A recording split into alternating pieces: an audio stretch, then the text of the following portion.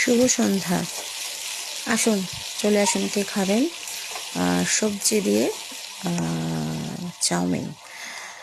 এখন তো শীতকাল পড়ে গেছে, সব রকমই সবজি পাওয়া যাচ্ছে। আমার ছেলে তো কোনো সবজি খেতে পছন্দই করে না, তো এই একটাই উপায় থাকে যে চাউমিন মাঝে মাঝে করে দিই আর সব রকম সবজি দিয়ে দিই। সবজি দিয়ে করলে তবু ও কিছুটা ওই চাউমিনের সাথে সবজিটা খেয়ে নেয়। ভাতের সাথে কোনো রকম তরি তরকারি সবজি দিলে ও কোনো মানে খেতেই চায় না, কিন্তু চাউমিনে সবজি দেওয়া থাকলে দেখেছি ও খেয়ে নেয়। তো আমি ওই জন্যই প্রেফার করি যে মাঝে মাঝে চাউমিন করে দিই আর সবজি দিয়ে পুরোপুরি অনেক রকম সবজি দিই, ফুলকপি, গাজর, বিনস, কড়াইশুঁটি, মানে যা যা দেওয়া যায়, আলুও পর্যন্ত দিই, ফুলকপিও দিই, সব রকম দিয়ে চাউমিনটা করি। বাচ্চাদের জন্য তো খুবই উপকারী, আর ঘরের চাউমিন তো ভীষণই উপকারী বাইরের থেকে।